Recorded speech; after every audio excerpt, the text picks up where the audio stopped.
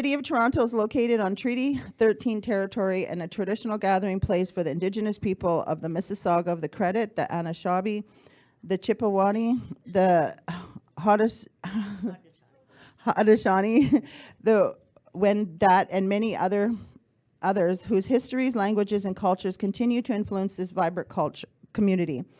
These teachings are offered as a gift to conference participants and as an invitation to seek out the elders, traditional teachers, and other cultural support persons present to learn more. Hi, hi.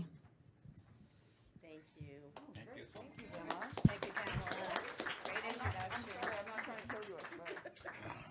So as Pam introduced, I'm Leanne, and I'm mainly here as a support for Leo, who's going to share his journey. Leo made the journey from the shelter in Thompson, Manitoba. Grab the mic. Grab the mic and speak into it. Oh, They can't hear you on the Okay. online. Okay, so Leo made the journey from the shelter to transitional housing during COVID, and he was a strong voice, participant in the Photo Voice part of the project. Before we go further, though, we cannot talk about homelessness in northern Manitoba without acknowledging the present and past systemic harms that were purposefully imposed on people in the region. This Photo Voice took place on Treaty 5 lands, the traditional territory of Nissisawasik Cree Nation, and the homeland of Cree and Dene people, as well as the Métis Nation. So Thompson, some of you, I think I heard there's some people that are from the region. Yeah, so Thompson is a very small community that acts as a service hub for many communities throughout the region. The majority of people in northern Manitoba are Indigenous.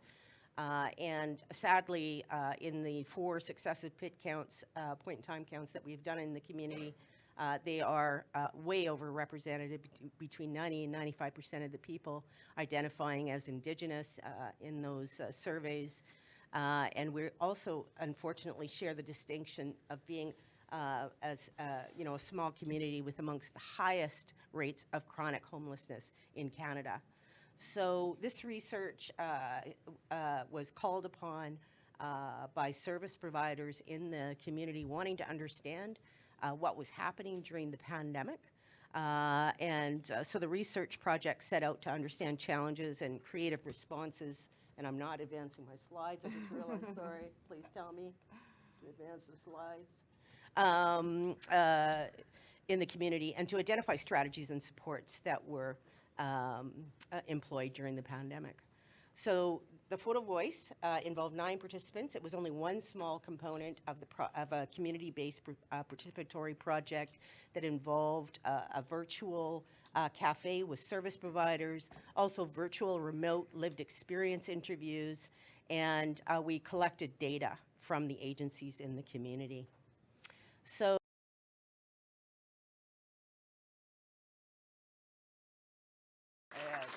yes. My hero sitting over there, Jack Robinson. Yes. All right. So during the Photo Voice, we learned a lot about the lived reality. So the next few slides, that's what Leo's going to talk about. A big topic was all the mixed messages that people were getting during COVID. There was so many mixed messages and no communication whatsoever. And people were trying to access themselves to their clinic or to the hospital. And they had to have their card that they got their needles, and they had to wear a mask. And the majority of the people didn't have that right away. And a lot of people were turned away from any establishment, for that matter. So another lived reality was people were being told to go home to isolate.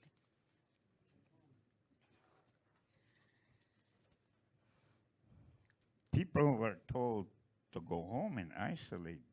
Even I was told that. And I kind of laughed about it because it seemed funny, which wasn't funny. And I told them, excuse me, I don't have a home, Where do I go isolate myself? In a bush? But I had a place to go. I had the shelter, but we had lots of people in there. We weren't over exceeding the capacity, but you know, how do you distance yourself from 24 people under one roof? So the other lived reality was there was all these messages about washing your hands, and in Thompson, there aren't many places for people to do that. No, wherever you go, if you needed access to washroom, you'd see all kinds of signs posted up saying that you had to call this certain number in order to have access to the washroom, and the majority of the people didn't have a phone or couldn't even get past the door. So that was kind of difficult for a lot of people, and I noticed a lot of people had water bottles in their pocket just to wash their hands and face all the time, you know?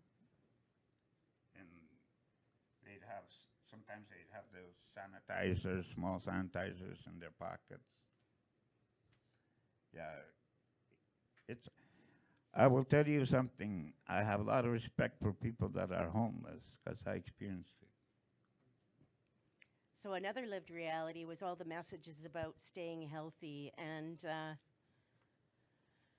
there were almost no healthcare workers. People talked about that until COVID, and now we're post-COVID, and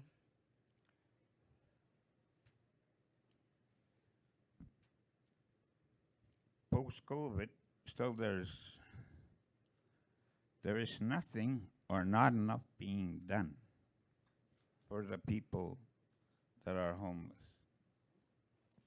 And that's why we're here, trying to deliver a message or open some ears and eyes. And later on, I will tell you my message to the leaders. that's coming up. That's coming up. It's a positive message, yeah. So so you really wanted to make the point that post-COVID, there are still many people that need health care. Yes. So Well- oh, go ahead. Go on, go on. No. Well, with the high rise in our area, those are one of the highest rates of homeless people.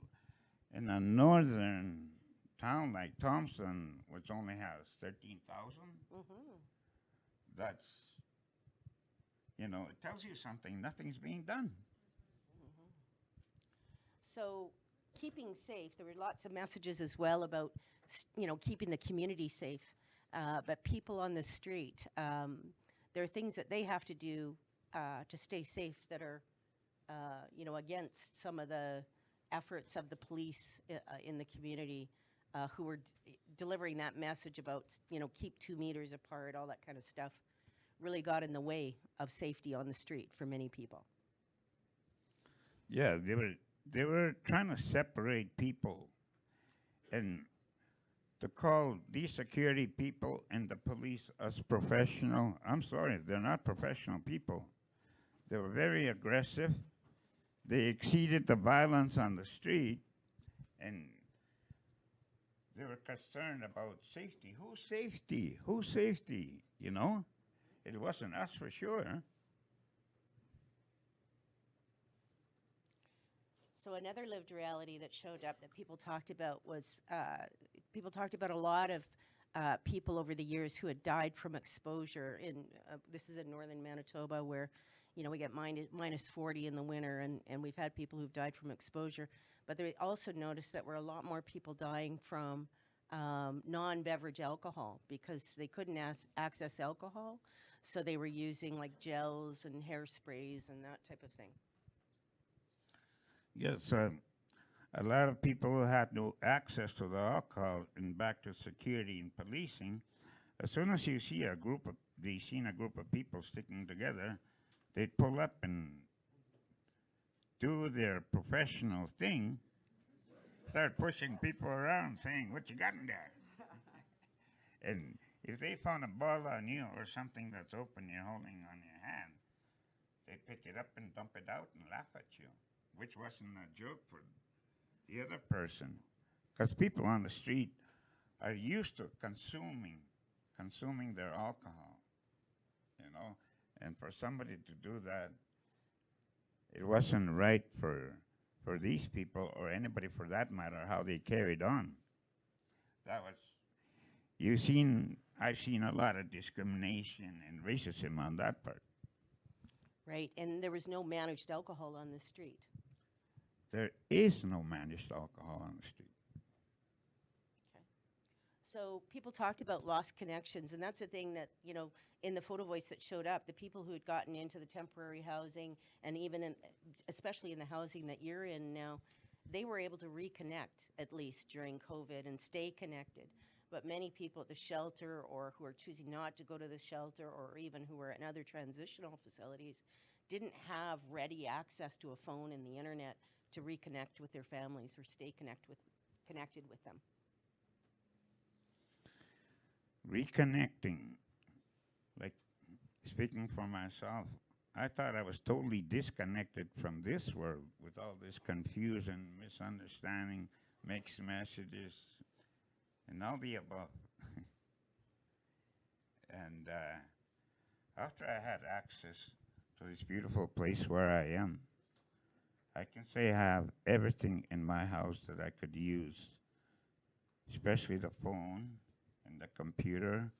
I've connected with my family past 2 years, and they come to see me with open arms and beautiful smiles.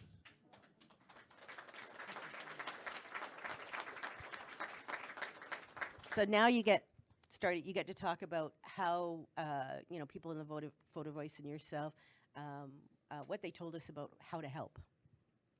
And a big message was, everyone has a voice. Everyone belongs. Of course, everybody has a voice, and it's a human right for every single person to have adequate health care and proper housing for their safety. And not only that, once you get on your, I'll call it your safety zone, things start to change a lot within you and how you see things differently and how you live differently for the better. You had a big message about how to treat people. Everybody has to treat each other as equal. First thing you have to have in order to give is respect.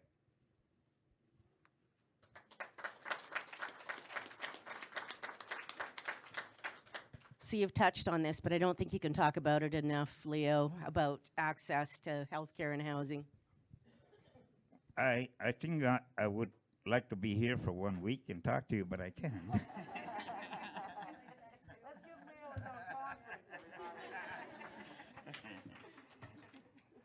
It's such an honor to be here, seeing so many people for the same reason. It is good to unite people, not to separate people.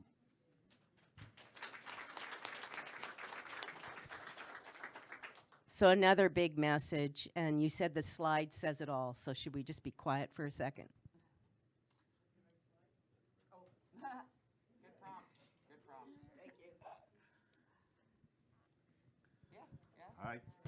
You're gonna like my prompt.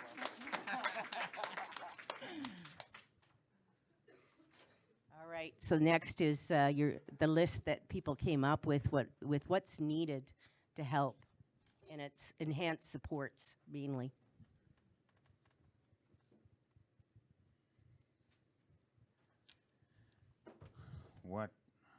How to help people? I found there's not a lot of help. There is help there. The people that are helping us are doing their best.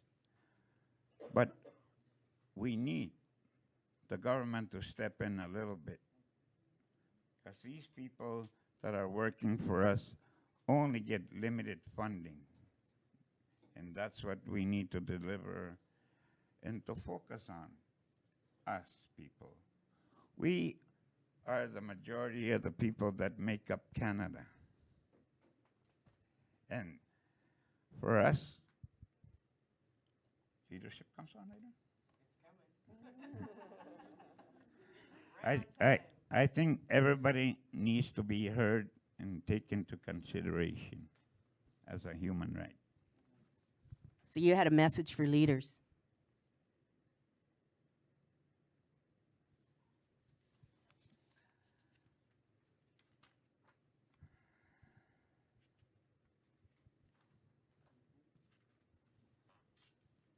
Time and time, we were told to live healthy in a healthy society.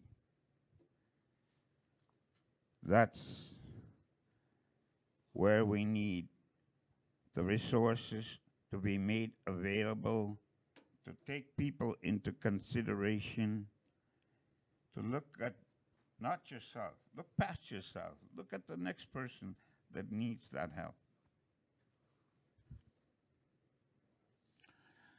For all people to live in a healthy society, all people must have a healthy life. We must stop ignoring the reality people are experiencing when they are homeless. Involve those, excuse me, without, oh yeah, involve those of us who have experience and know experience, and we will help you find solutions. We need to unite and work together to find solutions. We, as people that are speaking here, are looking for the solutions, and we need help. We need to move forward. We need to constantly move on, not stop, just keep on moving till we can end this homelessness.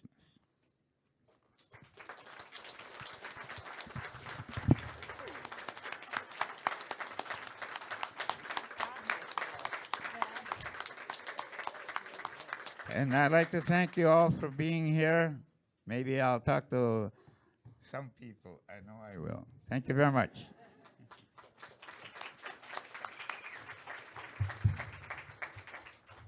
And I don't know if we're taking questions now or we're going to do it at the end. Do it now? Okay. Were there any questions you guys had? Us too, we've got like a longer, it's just the two of us. Do you have any questions for Leo? Pam's supposed to come up here and moderate questions, actually. Yeah, what are you doing over there? I'm doing double duty up here, man. Leo, how important is it for our people to be reconnected to the land and to our culture and to our families? So the question was, how important is it for us to reconnect to our families and our land as people who are Indigenous people for the people back home? Hopefully that's louder. And spiritual medicines as well. That is the most important thing for us, to know our identity and practice what we have. And not to have pride, but to be proud of who you are.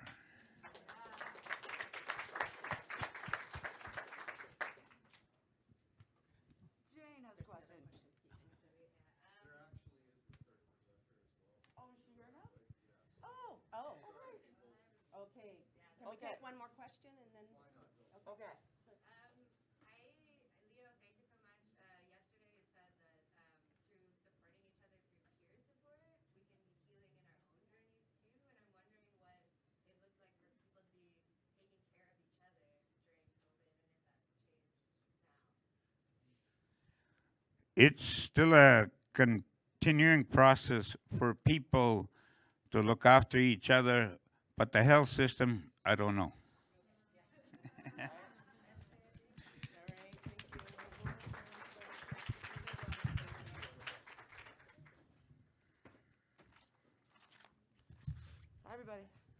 Ooh, okay, I'm gonna see. I really don't want to take my mask off because COVID isn't over, but we'll see if, can you hear me better like this? Is that better? Okay. All right, just for the sake of the presentation, I'll take it off. Okay, so, first of all, I am Sam Blondeau. I'm gonna be presenting on my Squeegee Punks Reunite Safe Streets for All project, which is a part of my Master's of Criminology degree that I'm doing right now with Ontario Tech. Now, full disclosure, my voice is not so great. I've been talking way too much these last 3 days. I am exhausted. I'm a chronic pain sufferer, and it's not been a good 3 days for me, so I cannot promise I will make a lot of sense. It's not a super structured presentation like I wanted it to be. I'm gonna kind of make it more like a conversation.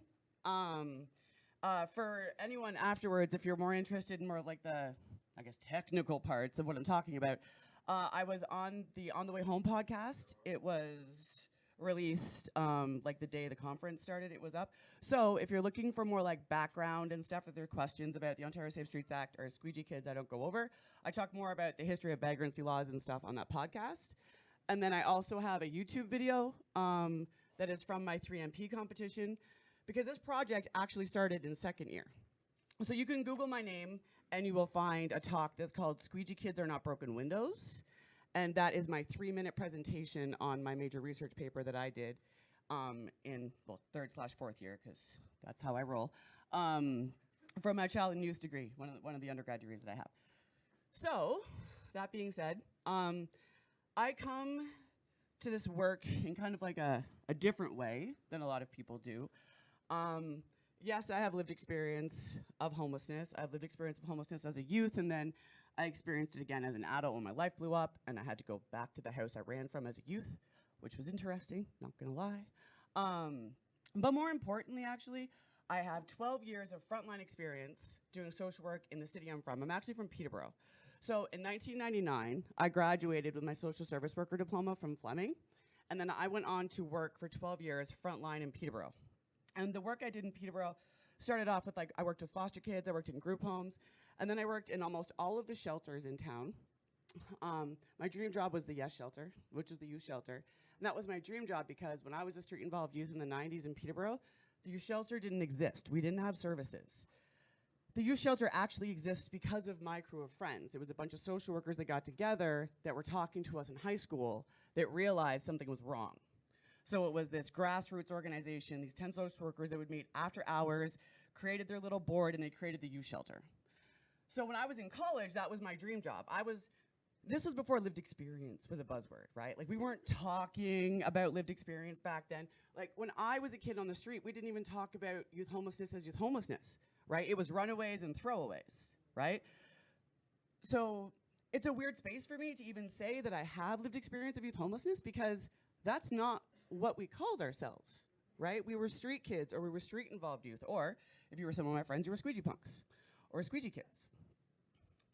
So I just want to put it out there that, as with anything, lived experience is not a monolith, and nobody really needs to explain their lived experience to you or validate it or somehow give you reasons for why their lived experience looks different than other people. And I say that as someone with lived experience who goes into spaces and worries sometimes that the people that are listening to me talk aren't going to think that my experience is as valid because the words I had for it aren't the same as the words people use now. So I have a question for everybody. You don't have to actually just raise your hands. Who here knows anything about squeegee kids or squeegee punks? Or like heard the name, like remembers something about it? Okay. How many people know about the Ontario Safe Streets Act? Interesting how more people know about squeegee kids or squeegee punks than people who know about the Ontario Safe Streets Act. The reason that's interesting is because the Ontario Safe Streets Act was created as a way to eradicate squeegee kids from the streets of Canada, right, Ontario, but they were really hoping it was going to happen all across Canada. So I had a whole thing like set up, and my brain's not working so great today. So my project is based on that paper I was telling you about earlier. So I wrote a paper in 3rd year, and this paper started with a paper I wrote in 2nd year because I found a journal article that had squeegee kids in the title. And when I tell you that my mind was blown and I have not hit the download button as quickly as I did that day, and I've not consumed an article in the way that I did that day, I was in awe of the fact that I could read about my friends. I was like, people care, like people were talking about, people wrote articles about, like what is going, and then there's a whole book. People went out and got a snapshot of squeegee kids in the late 90s. And what we know a lot about is we know a lot about the Ontario Safe Streets Act. We know a lot about the moral panic that was created around squeegee kids that led to the enactment of the Ontario Safe Streets Act. We know a lot about the media frames that were used, because there was a lot of them used. What we don't know much about, though, is what was it like for the squeegee punks when they were squeegee punks? What was that experience? What did being a squeegee punk in the 90s mean to squeegee punks? Were they aware of the rhetoric going on? Did they have an understanding of the campaign that was being launched against them? What was happening for them? And what was happening on the ground, right? Like what was happening in their dynamics? So these were all things that were missed. It was a lot of like extractive stuff, which happens often when we were talking about lived experience. And that is something that I intentionally do not do. None of my questions in my study have any extractive factor. What I am asking people in my study is I'm asking them how they experienced things, what was going on for them, what types of situations were happening when they were squeegeeing, why did they squeegee, you know? What was it like before and after the Ontario Safe Streets Act? And more importantly, what alternatives could we have done instead? So there was some stuff that they were talking about before. So you see up there, these are like this is some of the media frame I was talking about. So these are the newspaper, this is the newspapers. This is just a clip of some of the newspapers that were out. And this particular one right here, this political cartoon that I'm gonna wipe these topless squeegee kids off of Ontario's windshields. My friend, one of my best friends, was the topless squeegee kid in the Toronto Star as soon as that bylaw got passed, just FYI. But this is what was being put in the news. One of the most well-known headlines from the squeegee kid days is a war on squeegee kids. So just a war on squeegee kids, which meant a war on children who were vulnerable, who were literally just trying to survive in a world that wouldn't let them thrive. And in their survival mode, they got attacked, and they got targeted, and they got framed as a problem. They weren't the problem. And what's really interesting is that in the beginning of squeegee kid work, the public perception was really positive. A lot of people were like, damn, this is cool. These kids aren't sitting on the corner anymore. They're not just panhandling. They're actually getting up and they're doing some work and they're providing a service. They're like entrepreneurs. Like, we think this is innovative. We think this is awesome. And then it didn't take long before that narrative changed to what you see on the screen. And one of them, I mean, everything everyone's told me is powerful. But one of the things that I found really interesting that I was told by one of my participants, I've been able to talk to 5 people so far. My REB got delayed. So I'm not as far along on my project as I wanted to be. But this comment of, they thought that squeegee kids were the criminal element of Gotham City. And the reason they thought of themselves that way was because of the media frames.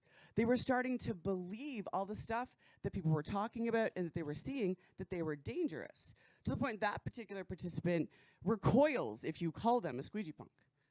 They developed, they had an aversion to the term. They recoiled from it. It was no longer their identity, and they reverted back to panhandling. Because with this rhetoric, panhandling became the better option. You didn't have this, somehow panhandling had less stigma.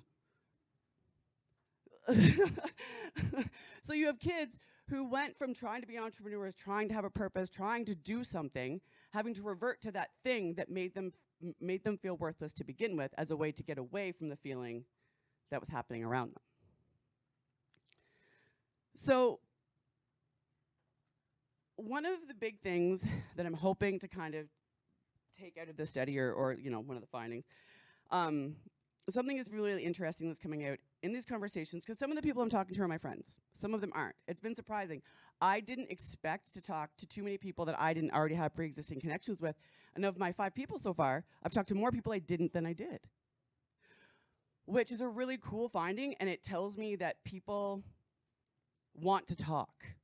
And it's not just my friends that want to talk because I'm their friend, right? Like, it is people want to talk about this. One of my participants even said, this is perfect timing because I have actually been wanting to go back in my mind and really take stock of what has happened for me. And I really want to kind of look at what my life has been like. And one of the amazing things that's come out of it is that it's reminded me, and I can't believe I forgot this, but it's reminded me that nothing is all good and nothing is all bad. And I really want to highlight the fact that when you are a part of a community and you are a part of a culture like Squeegee Punks or Squeegee Kids or Street Involved Youth, there is a camaraderie and a safety and a caring and a community that cannot be replicated anywhere else. And unless you're a part of that, you will never understand it. You will never understand it. And I get so mad every time I look at lived experience stuff, and all anyone wants to hear about is trauma. All anyone wants to hear about is the gory stories. Could we please talk about how many times my friend saved my life? How many times my friend and I, when we sat there talking and we cried, and I might cry right now. It's hard for me not to cry when I'm talking about this. I cry a lot when I'm writing my papers. But it is such a strange place to exist. When you were sitting there talking about stuff that happened over 20 years ago, when like you know it was a bad time, like you know things weren't okay, like you know that a lot of things in your life were actually the worst that they had been, but the relationships that you forged, you have never found them again, ever. No one sees me like my friends from the street see me, and no one ever will. One of the things that she said was that it was like, when we talked, it was like we could see each other's souls, and we were never afraid of what we were showing each other. And I have never ever experienced that again, ever. I have spent my entire adult life trying to find that somewhere, and I can't find it. And it is so disheartening when being an academic now and being a researcher and doing these things from this angle, because I did it from the front line. I was doing service provision. I was trying to do the frontline work. I was trying to do the input, the helping, the one-by-ones. So I came here to this side of things because I'm like, nah, it didn't work. And I was like a neoliberal pawn, and I didn't understand that then. So I want to come over here, and I want to see if I can try to inform some of this stuff, right? Like maybe do something that might inform some policy that will make the next outreach worker's job easier. Because maybe they'll have more services, because maybe somebody who knows what's going on will be able to help inform what happens next. But, you know, a lot of the stuff I read, especially the stuff with lived experience, it focuses on the trauma. And I'm a firm believer that the more we focus on that, when we only use that frame, you lose where the solutions are. Like, when you are only talking about the negative aspects of things, that means people like me and other people who have lived experience, who have positive feelings, who have these things that saved our lives, we don't feel safe talking about it. We don't want to tell you about it. It's also not the questions people ask us, right? Like, anytime I get asked about lived experience, no one asks me about that stuff. People want to know why I was on the street, what happened when I was on the street, how many bad things happened to me on the street. Like my podcast episode, my description, I talk about my lived experience for 2 sentences. I say 10 words. But you want to know something? You go read the description of my podcast. It makes you think all I'm doing is talking about my lived experience. I've been working on this project for 3 years. Like, I have written a major research paper already. I've done research competitions. I've done 2 REBs with regards to this stuff. And anyone who knows what that's like can understand my pain. Like, 5 months waiting for my REB, clarifications, and not to mention I have to rip my heart out every time I am reading my literature review. And that's another thing. Anyone in this room that writes, write your papers like your participants are going to read them. If it is not something if it is not something you would be okay with saying to that person to their face, don't write it down. Because you don't know that they're not going to find that journal article. You don't know. You don't know who is going to read your stuff and where they're going to find it. And when you have someone like me who finds it, I write papers and I tear it apart. I point that out when I find that because it enrages me. Like, there is a wealth of knowledge from lived experience perspective. And if you want the answers to things, that's where the answers are. It's the people who have lived it. But the people who have lived it are not going to give you those creative responses because you're not looking for them. You're not asking them about the strength. You're not asking them about what they found on the street. You're asking them about how hard everything is on the street. And so these are like some of the quotes. I loved this. Nothing about us without us was actually a quote I got from one of my participants. And anyone who's, we have someone in the house who's written a paper like that, that title. But to hear that come from one of my participants, like that was pretty incredible. To hear that, that tells me that the critical disability and the lived experience, that we're on the right track. We're on the right track with saying nothing about us without us, with having that kind of language and having that kind of a conversation, because it's coming to me from my participants who are not academics. These aren't people who are necessarily reading journal articles. They didn't read Alex's paper or anyone else's paper that have that title. That's just how they feel. And we were surviving together. That is one of the threads that everybody said. Like I was saying earlier, if we hadn't had each other, most of us wouldn't be here. A lot of us aren't here anymore because of things like the drug poisoning crisis. So there is power in the communities and the relationships that we build on the street. And if you want to replicate that power, if you want to find a way to get people to come together and have community and be creative and have conversations, then you need to honor that. And you need to find out what that's about. Nothing is all good and nothing is all bad. And I know it's a weird feeling for some people, and I think it's for people without lived experience, it feels awkward, right? It feels awkward and strange and kind of uncomfortable to think, what do you mean there's something good about being a street kid? Dude, I'm telling you, there is. Like, because there's something good in everything. I could give you a good flip on every shitty thing that's happened to me in my life. Like, it's like, don't use the R word, that R word I don't like though, that one. That's not me. Don't ever use that word for me because I'm not an ecosystem. So I take major issue with the word resilient because resilience, when it's used on people, takes away the responsibility from the systems that that created the need for the resilience, right? So if someone calls me resilient, and that's a bad word around me, and everyone who knows me knows that.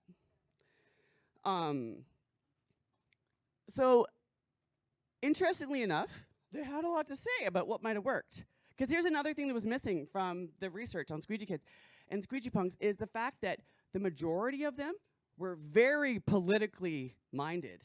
They were activists. They were incredibly intelligent. Do you know how many of my friends back in the day were on the street that dropped out of high school because they were a genius?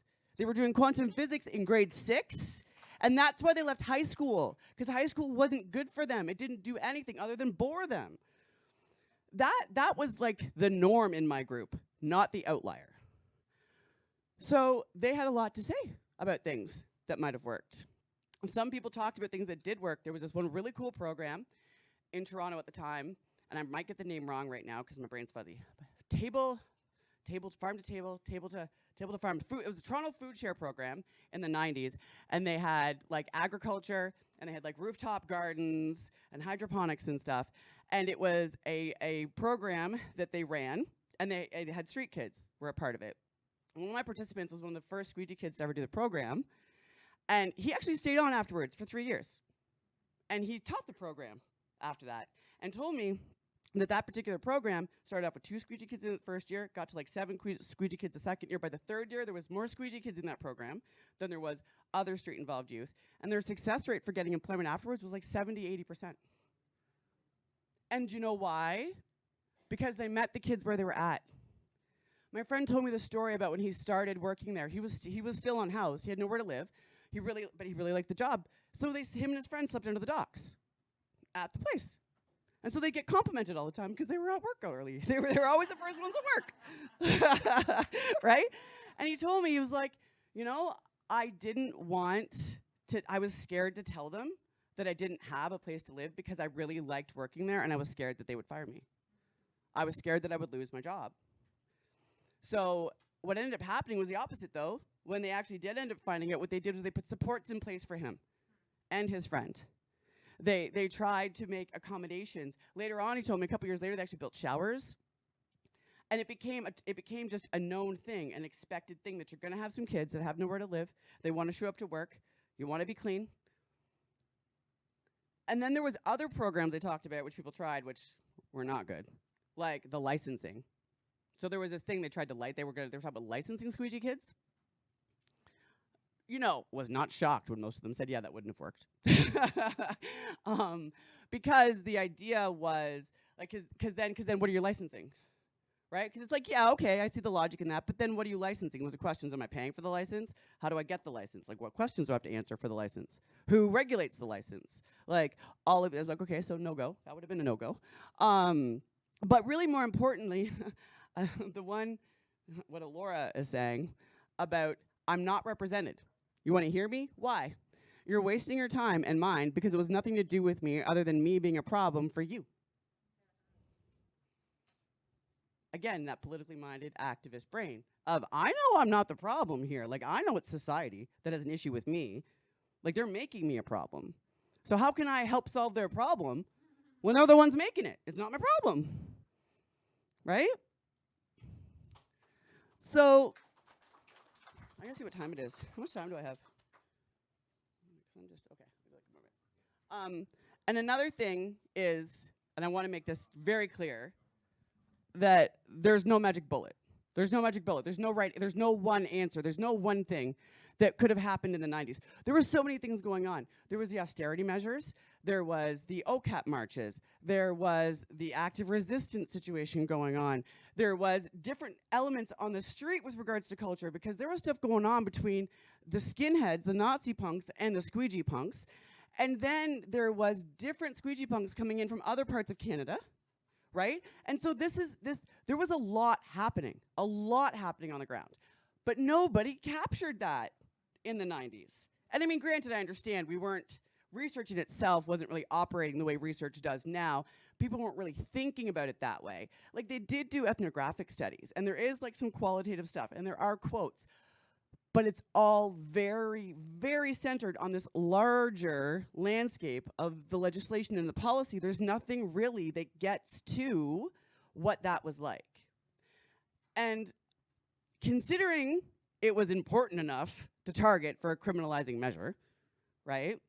And not to mention that criminalizing measure, Canada had less than 30 years of the decriminalization of homelessness. Vagrancy law goes back 700 years.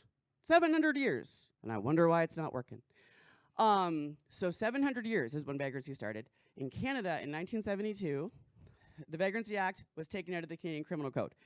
And the reason it was taken out is because all three parties of the day, imagine that, agreed that not having a job and not having a place to live were not criminal acts and should not be deemed as criminal acts. Now keep in mind, this is, like Keynesian era. This is like when the social safety net's being created, like everyone's all about helping each other, and Canada is great.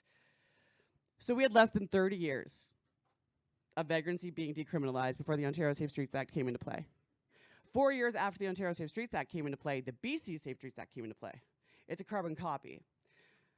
But one caveat about the Ontario Safe Streets Act that I like to mention is that they had to do an addendum to it 4 years later.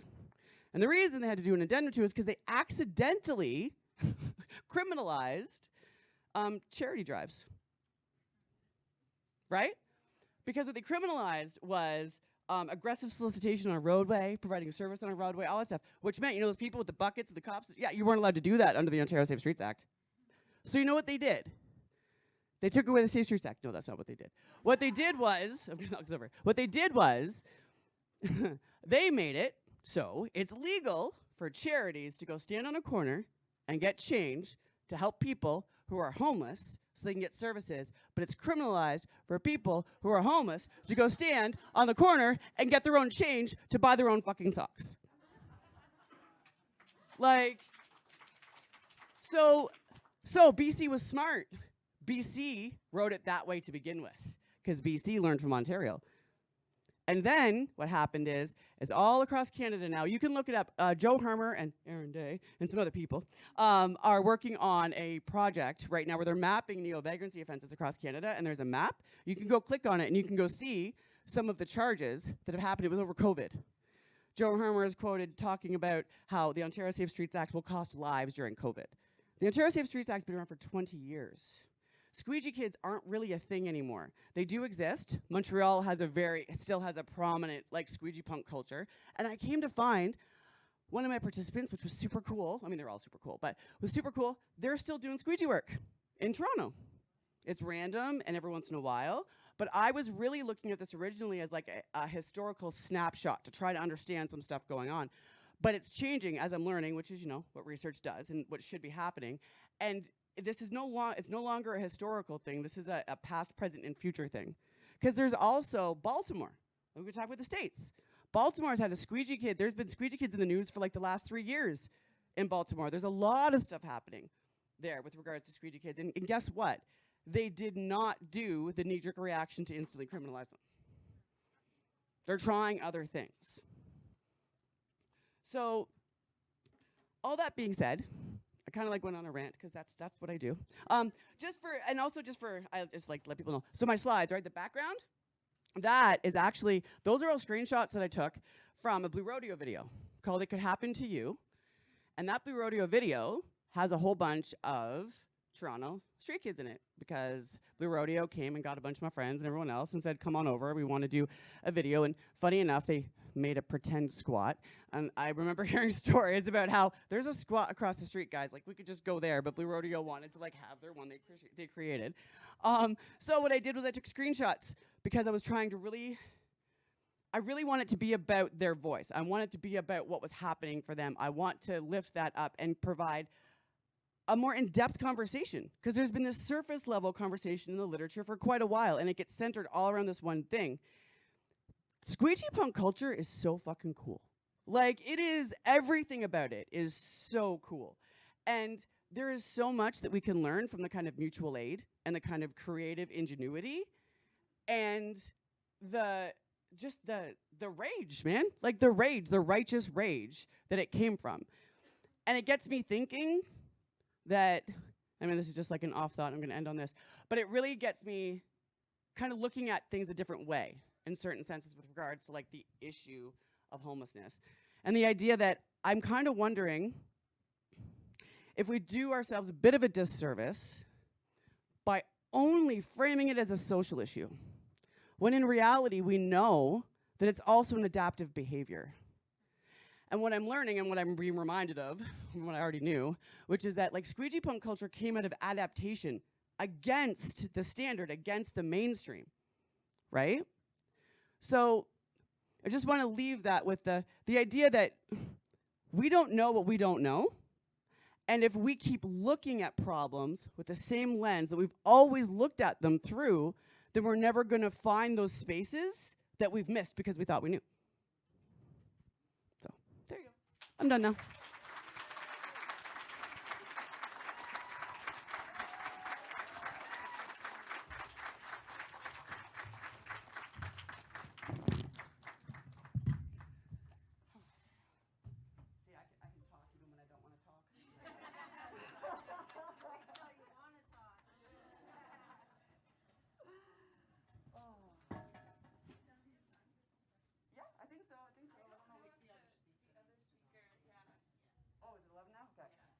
You can bug me after. I'm around.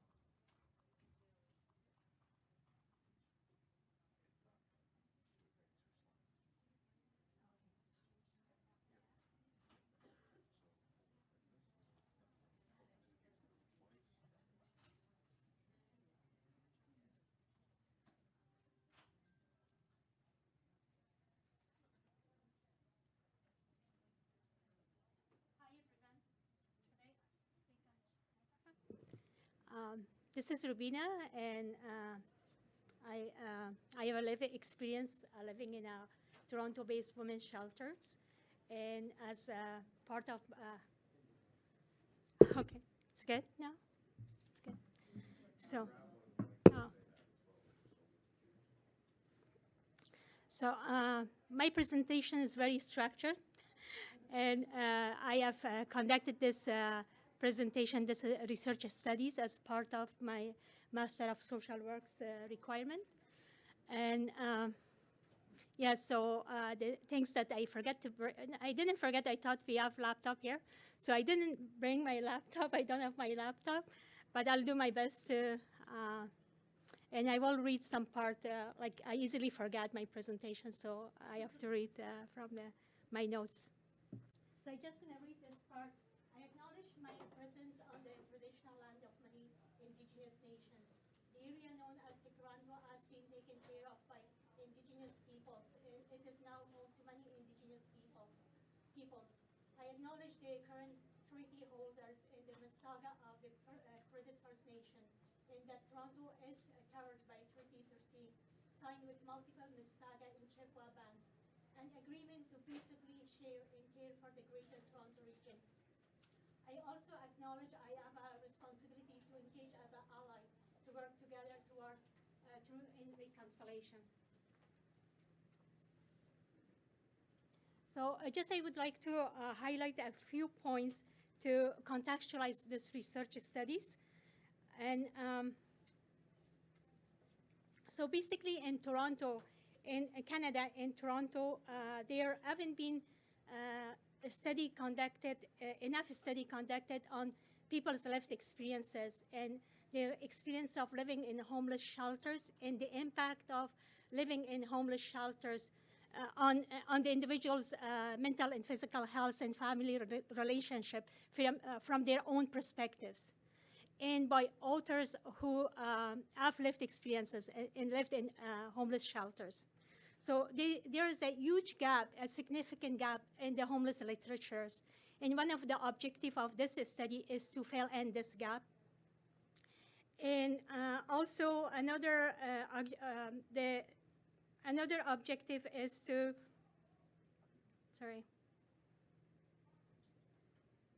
So the primary objective of this study to fill in this gap in the literature by studying how the living condition and experience of living in homeless shelters impact the mental and physical health and family relations of shelter users from the perspective of former shelter service users and frontline workers in Toronto.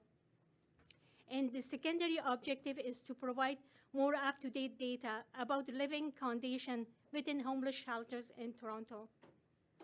This study also creates an opportunity for policymakers in the homeless sector to adopt human rights-based approaches in the administration of homeless shelters and improve the living condition and health of many people living in homeless shelters.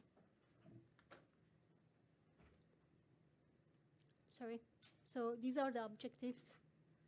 So based on comprehensive literature reviews, this research studies guided by the following 3 questions. The first question is what are the positive and negative lived experiences of people in Toronto homeless shelters from the perspective of former shelter service users in past and present shelter frontline workers? The second question is, what are the impact of living in homeless emergency shelters on the service users' mental and physical health and family relationship from the standpoint of former shelter service users and shelter staff? And finally, the third question, reflecting on research participants' experiences, what changes would they recommend for the shelter system in Toronto? So this is my research approach. I used Marxism as a theoretical framework. And my methodology, this study is a constructive grounded theory. And I conducted 5 interviews. This is one of the the weaknesses of this study because of the requirement and the short time I had to meet the deadline. So I had to only conduct 5 qualitative research. I interviewed 2 former shelter service users and 3 frontline workers. So the findings. The first finding is that the overarching finding of the study is that living in homeless shelters negatively impact the service users' mental and physical health in family relationship. And this primary finding illustrated through 5 major themes. So the first theme is the theme of institutionalization, discipline, and trauma. So this theme is, it's a dominant theme throughout the interviews.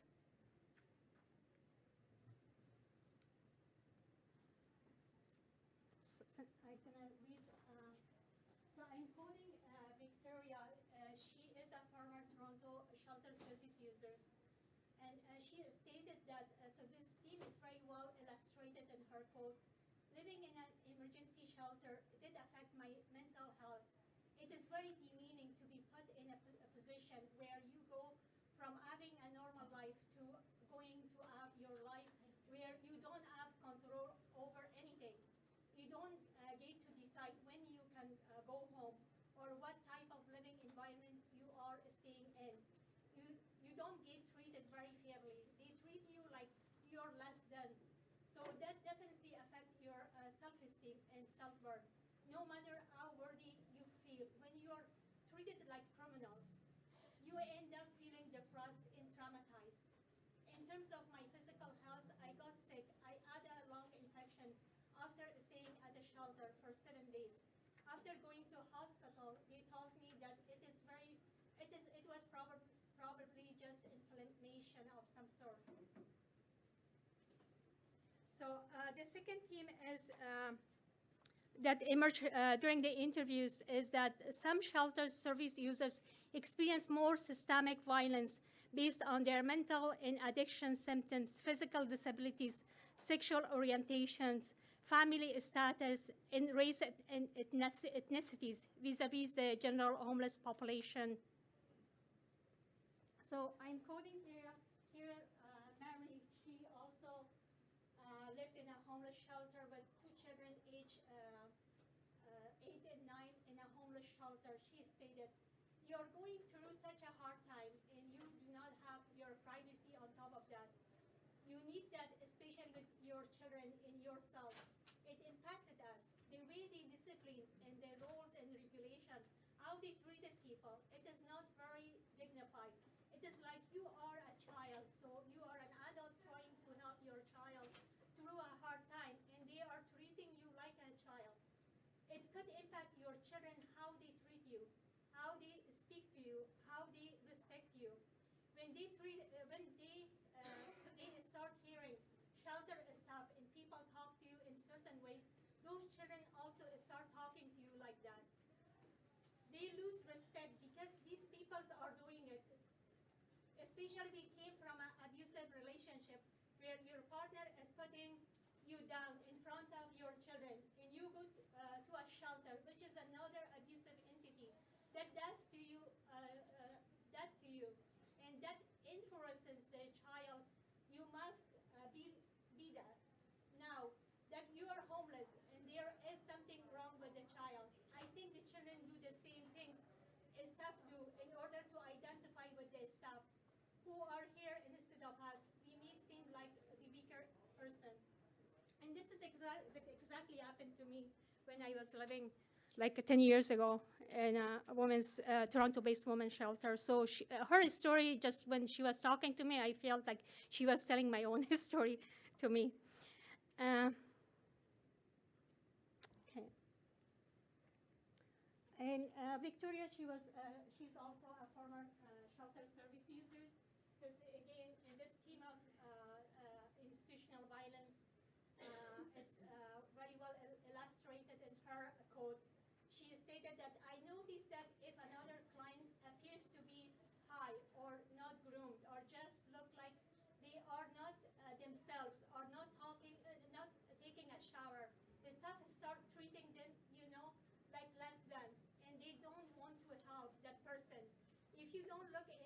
certain way, or if you are not mentally all there, then they definitely treat you in a certain way, which is really sad because we are not all blessed with the same mental capabilities.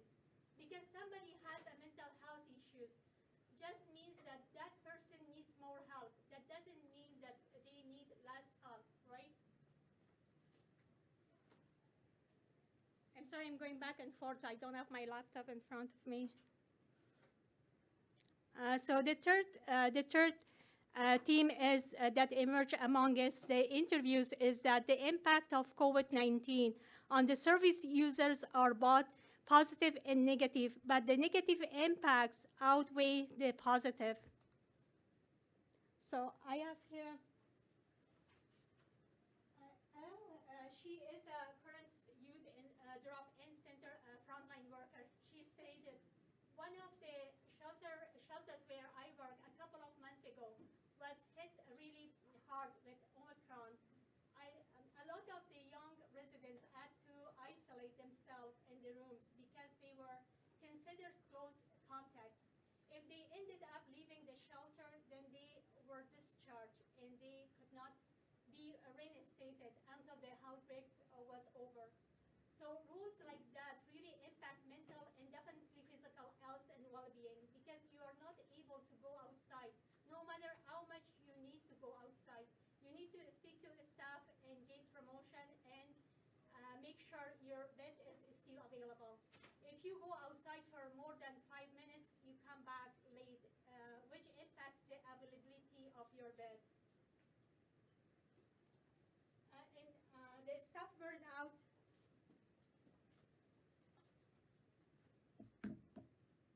Sorry, just.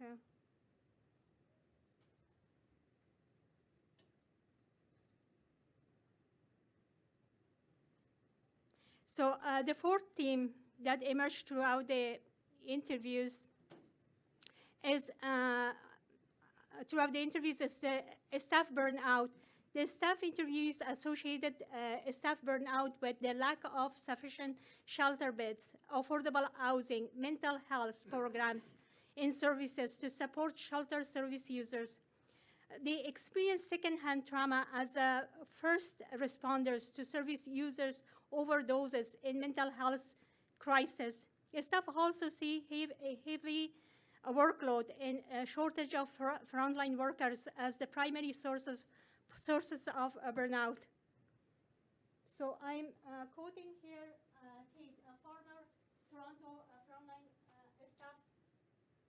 She asserted that I think all these emergency spaces don't have the physical capabilities to deal with everything that is going on. For all the people that are inside one building, and our mental health system isn't set up to help for people in crisis. For staff, the workload that is put on us with the very limited resources that we have and the desire that we want to have an impact obviously lead to a lot of burnout generally, but also really feeling day to day. That is not good. I am grumpy. When you look at how these things are structured, they are not set up to do much good aside from those cots on the ground, right? I thought about going back, working as a frontline worker, but honestly, I don't think I could be because I have so much trauma from working in the shelter system. And the the fifth theme is the theme of systemic and structural violence and failure, and a need for systemic and structural change. So I'm quoting Suzanne here. She's a frontline worker and a social worker as well. She's saying if you are giving $720 in Toronto and you ask Ontario recipient to go and rent a place where? Even rooms now go more than that. Where is no rent control? There is no rent control. So to me, that is a recipe for disaster. Maybe you expect people to do well. With my experiences as a social worker, most of the resources are there are bandage solutions. Like something happened, so now we gave you this, rather than before you get to that sure that you are not homeless. Canada has many. We have seen during COVID where they were able to get people in hotels. People don't even have to go to the shelters. There is a need to provide enough housing, enough support, enough help, so that people don't need end up in shelters. There is a need for safety net for people where before they even get to that point, they receive support.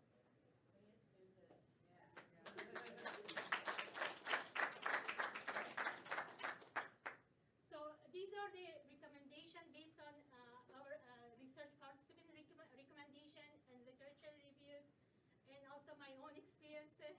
So homeless shelters, policy and procedures and living condition need significant systemic change through replacing coercive and detention-like living condition with a human right-based approaches. Homeless shelters residents must not be subjected to arbitrary and punitive institutional roles and staff abuse. Adult residents must not be subjected to curfew. To respect the human right-based approach to housing, shelter residents must be provided with individual and private rooms during and after the pandemic. The shelter and health system must invest massively in mental and physical health, harm reduction, trauma-informed programs and services in shelters to effectively address the opium, mental health, and overdose crisis in homeless shelters. Shelters staff must remain accountable in their communication and interaction with the residents, and there must be measures in place that prevent staff from abusing their power. The municipal government must require shelters to hire peer support workers and pay them decent wages and benefits. There is a need for frontline workers and staff to receive ongoing training and education to enhance their critical and historical consciousness about the structural and systemic causes of homelessness, homophobia, mental health issues, to treat service users fairly without discrimination based on the service user's race, class, disability, sexual orientation, age, and other social identity categories. The homeless LGBTQ2S+ service users, mothers with children, service users with mental and physical health and or addiction symptoms, indigenous peoples, members of racialized and Black communities must have access to shelter diversion programs and facilities. The LGBTQ2S+ service users must not be subjected to arbitrary extra surveillance and violence, state violence, because of their sexual orientation and identity. Service users must have access to basic necessities such as bathing, hygiene products, food, and clothes. To avoid staff burnout, shelters need to keep an adequate ratio of staff to service users, and the staff must receive full support, such as access to sufficient counseling and health benefit, full-time and flexible hours with decent wages. The City of Toronto and management of the shelter must remain accountable to service users' complaints, and there must be an independent third party which is separate from the City of Toronto and shelter system, such as an audit office that residents can reach out to and get support from relevant to their complaints about homeless shelters. Finally, residents must take part holistically and meaningfully in all aspects of shelters, including decision-making processes that affect their lives.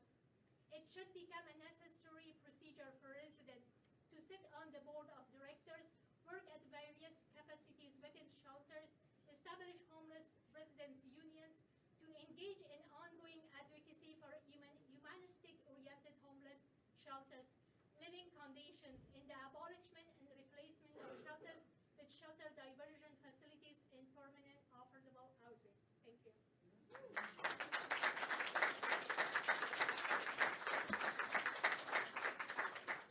Any question for me? Please, go ahead.